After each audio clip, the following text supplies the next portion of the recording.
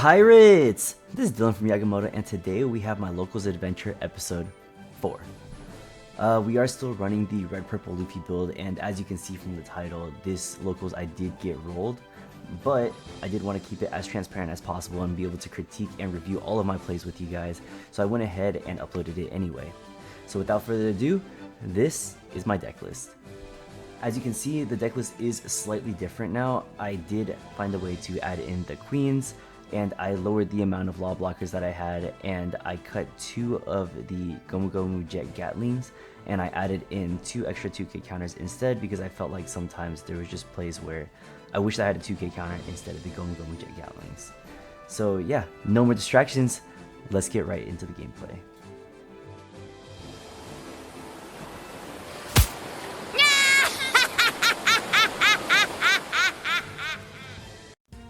Alright, so match 1 of the day is against Sakazuki.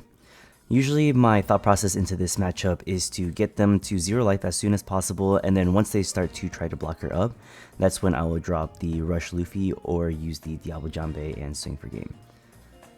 So in this case, I'm going to start off with the, he's going to start off, do nothing on turn 1, he's going to cycle out that Borsalino, and then he's going to pass to me. I'm going to drop a Nami, search a Rat Beam, and then I'm going to pass back to him.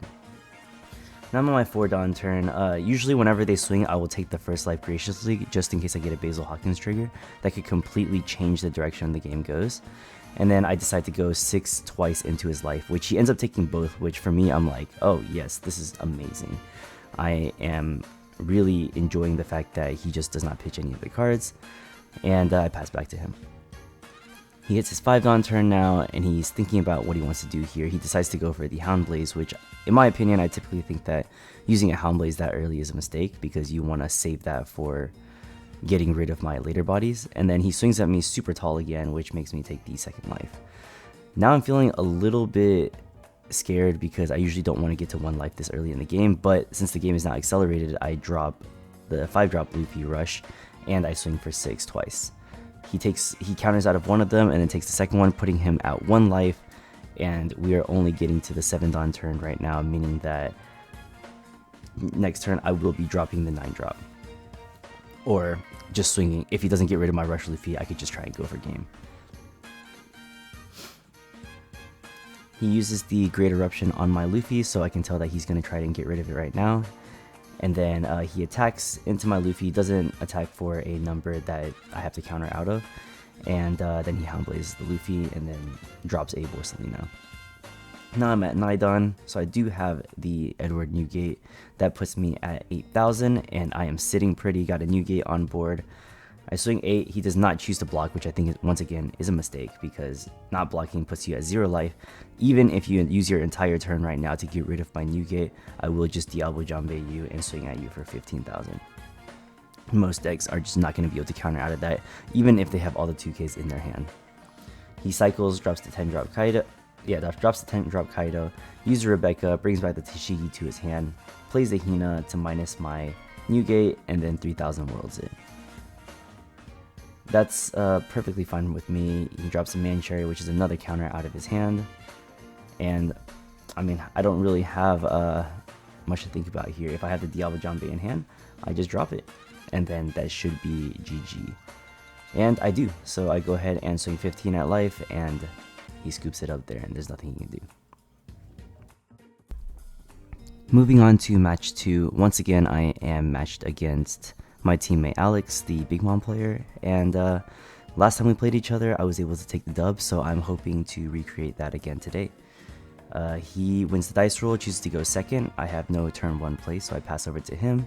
He passes back to me. I swing at him for 8k, and he triggers a Shirahoshi out of life, and then I play a Nami and search my Radical Beam for the late game. He swings at me for a humble 6, I counter out using Jean Bart, and he plays a Brule to block her up. I play Jean Bart using my 5 Dawn, ramp 1 Dawn, go to 7, or add 1 Dawn to my leader, and then swing for 7. And I pass back to him. Afterwards, he goes up in Dawn, and he swings at me for 6, and then drops the Gadatsu to pop my Nami, and he starts to build his 6k beat sticks as fast as he can. And he passes back to me. I swing for 5k using Jean Bart.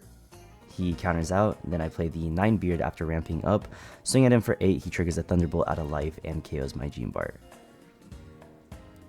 Pass back over to him, he swings at me for 8, switches out, the stacks his life, so now we know that the top card in his life is something that he knows, which is usually most likely a thunderbolt, or a brulee, or a blocker, or a beige, or something of the sort. He swings at me for 8, I take it, and then he drops Randolph and passes back. Here I hit my 10 Don turn, and I do have the 10 drop Luffy in hand, and I'm debating if whether I should play it or not. I think that this right here is one of the big decision points. I swing at it for 10 and he beiges me. So now if I drop the 10 drop Luffy, I cannot attack with my leader. But I think at this point I also don't have anything in my hand aside from big body, so I do have to play the 10 drop Luffy anyway. So I go ahead and do the 10 drop Luffy combo where I ramp up and go to 5 Don, and then I pass turn, ramp up again. Sorry, I go up to 2 Don and then I pass turn, ramp up to 5. I go ahead and swing 9 and 12 into him, which he takes, or he counters out of the 9 and then he takes the 12. Now he hits his 10 Don turn, so we already know exactly what's coming here. He's gonna drop the 10 drop Big Mom. I'm gonna lose a life, he gains a life. Now here I rest 1 Don, go up to 8, and then ramp up again with my leader, putting me at a total of 9 Don, 8 active. And I have to think about how I want to play this turn right here. I believe the best way to do it is honestly to try and get him to trying to lower his life as much as possible, so that if he does have a second Big Mom, I don't just get completely rolled with him at 3 life and me at 0. So that is my current thought process as I'm reviewing the game, but what actually happens in the game is a little bit different, because I don't think I played this turn correctly, in my opinion, after I rewatched the footage, and I think that this right here was one of the turning points for me on how the outcome could have turned out. I played Nami to search, and I see another 10 drop Luffy, and here I think that I do find the win con. I think that grabbing the 10 drop Luffy, which I do, is the right choice here, because I will be hitting 10 Don next turn, and I think that with the 10 drop Luffy in hand, I need to do whatever I can at this moment to try and get him to 0 life. So I go ahead and swing at him for 12. He blocks with the brulee, and now what I need to do here is swing at his life, but what I do instead is not that, and I swing at the Gadatsu, putting him at 2 life while I'm at the 1 life, and meaning that if he does have a second Big Mom, which he does, I am in bad position, because if I just swung 10 here, right, I had 3 Don up, I had double Rad Beam in hand, franouske.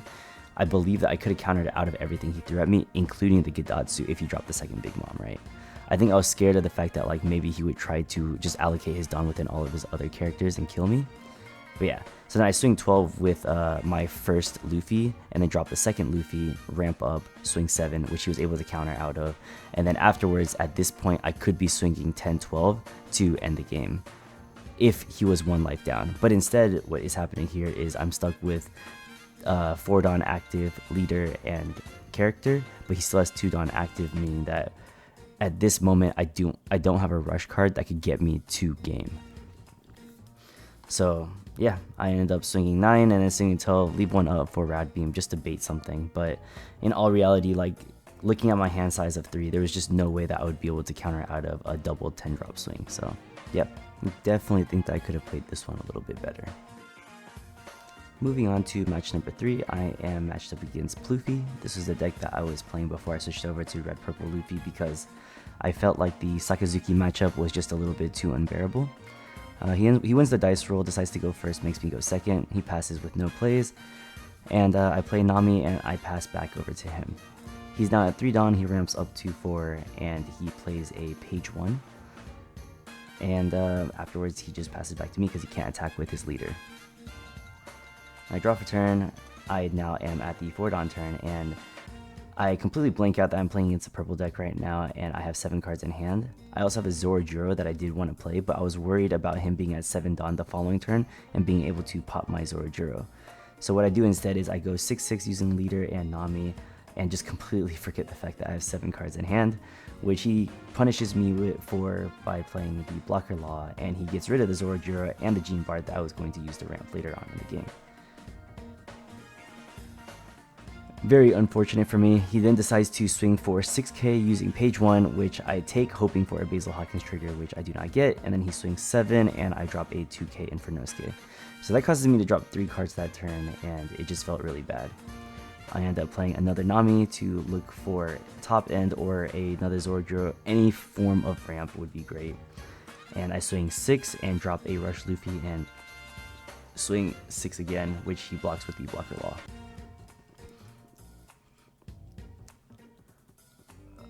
He goes 6 into my rush Luffy.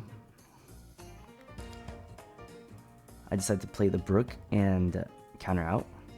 And he then drops the 7 drop kid and puts himself as a 6k body. He swings 6 at me, drop another 2k for franouske. So right now I'm playing very inefficiently in my opinion. It just feels bad. But I am at the 9 dawn turn now, so I drop my 9 beard and I swing 8 into his page 1. And alleviating some of the pressure that he is putting on me. And then I swing 6 into his life, which he drops a 1k for. I think here I shouldn't have swung with the Luffy, because now it gives him a target to swing into instead of swinging into my leader that's an 8k that he has to invest Dawn into. Which, as you can see here, that's exactly what he does. He clears Luffy without having to invest any Dawn after he plays the blocker kid, which makes his Luffy go up to 6k for free. And then he gives me a 10k at life, which I will take. Now I'm kind of worried because I am at 1 life and he is getting to the 10 dawn turn next turn, which means that we can expect to see a rush Kaido. And I know that I can't kill him yet because he's still at 3 life. So I try to clear board, alleviate some of the pressure. I kill the 7 drop kid and then I drop my 10 drop Luffy. And I ramp up to 7 and I swing at him. He drops a 2k because he is at 6 because the previous turn he had that 7 drop kid on board. And then I'll ramp up to 5 using the Luffy combo. And then I swing 8 into his life, which he will take, and then 12 into his life, which he does take. Now I feel a little bit more comfortable. If he does drop the 9 drop Kaido here, I have double rad beam in my hand. I know that I'm not going to die. And he'll put himself at low dawn, and he'll be very open to if I drop another rush Luffy or diable jambe or anything like that. I feel like at this point I should be able to win.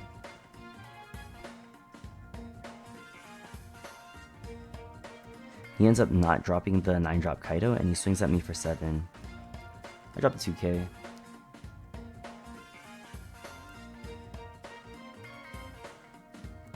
And here he drops a X Drake. So I believe here what he is doing is he's trying to go as wide as possible before dropping the 9 drop Kaido.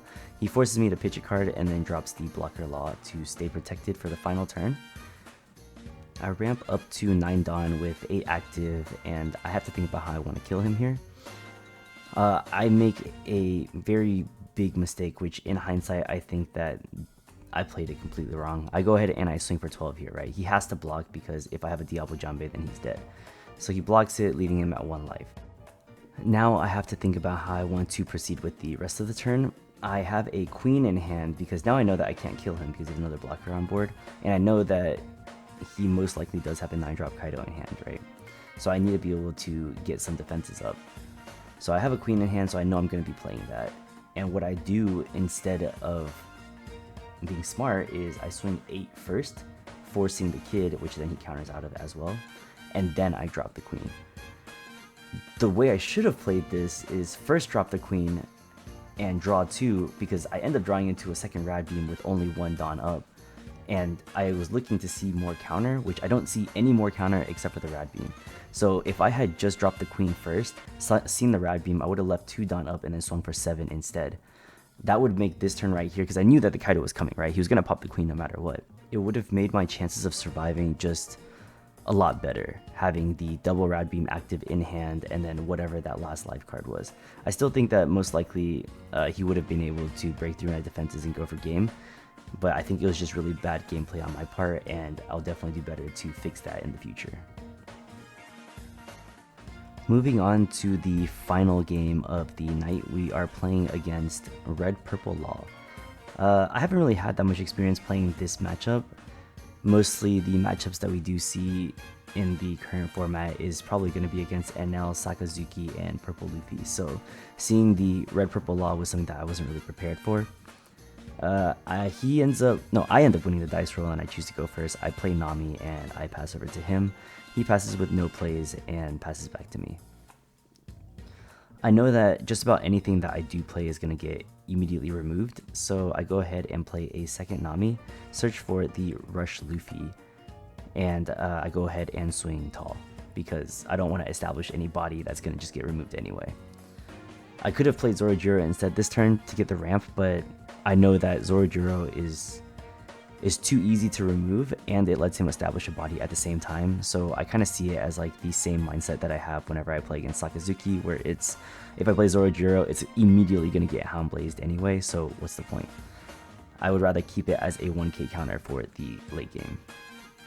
He ends up swinging at me for 6, and I drop a Basil Hawkins that I know I'm not going to be using because I have other ramp options in my hand. He plays Heat, spins my Nami into my deck, brings out Shachi, ramps up 2 Dawn, and passes back to me.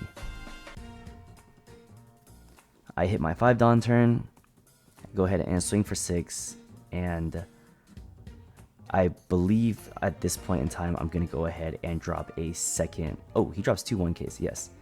I end up dropping Gene Bart. This is actually where I mess up. Yeah, I remember this now. I end up dropping Gene Bart and leaving 1 Dawn active, but I mean, rookie mistake. I should have always played Gene Bart first, have 1 Dawn, and then swing for 7 instead. But I was able to get 2 cards out of his hand anyway with the 6k swing, so it didn't really feel too bad. I pass back over to him, and he swings at me for 6. I counter out again because I just have so many 1k counters in my hand, because I'm not going to be playing the Zorojuro in fear that it's going to get bounced anyway. He plays the Beipo, spins my Nami, and he drops another body in the 5-drop Law. Or the 4-drop Law. He attacks me with Heat, and I take my life, no trigger, and he passes back to me. I hit 8 Dawn, ramp to 9. And I don't have the 9 beard this time, so I go ahead and swing at him for 7. He blocks with Law, swing at him for 7 again. Triggers a Gamma Knife, ramps 1 more, and then I swing another 7 into his life using the Rush Luffy, which he uses the guard point for. Honestly surprised that he used the guard point instead of a Radical Beam, but I believe that he said he was missing the Rad Beams because they were just a little bit harder to find right now.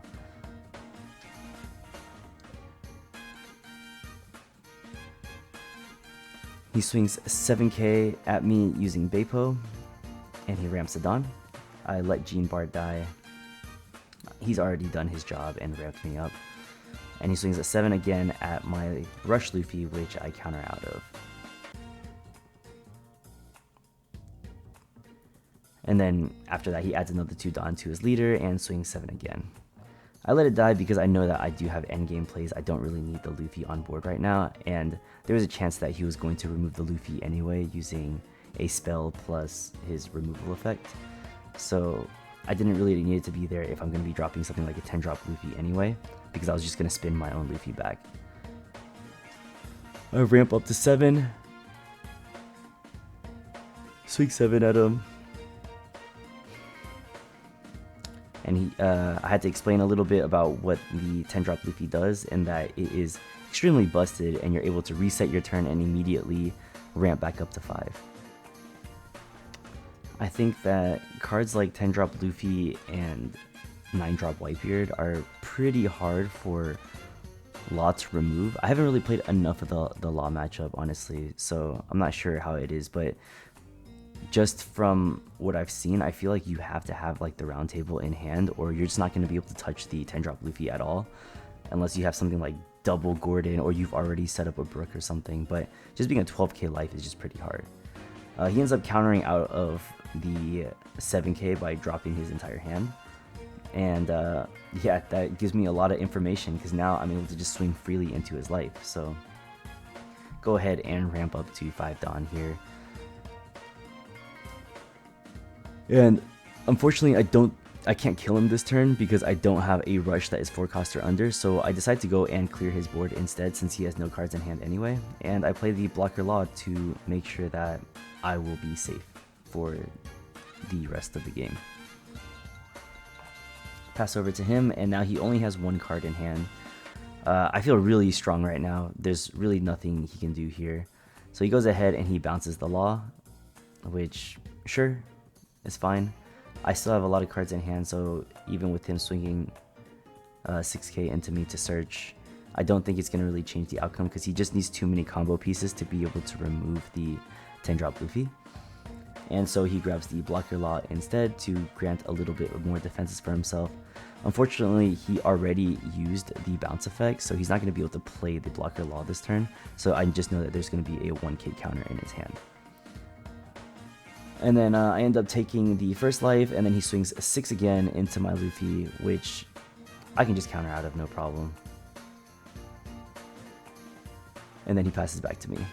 I ramp up to 9 again, and then now I have 8 Dawn active, and honestly, like, I know that he has 1k in hand, so I really just have to go ahead and swing 7 at him, but, you know, we'll just keep it going a little bit longer, make the safe plays, just to make sure that I'm guaranteed the dub here.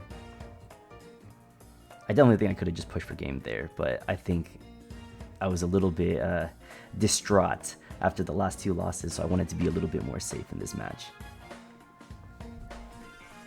But yeah, like now he has 3 cards in hand, but really, like, you would have to have the nuts in order to be able to remove the 10-drop Luffy right now. Like, your life would have had to been crazy, and you would have to top deck crazy too.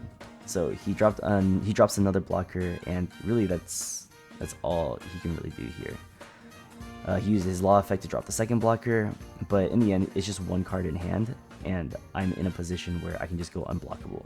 So I go and swing 8 unblockable, diable jambe, and then swing the rest of it, like 19k into his life, which seals the game.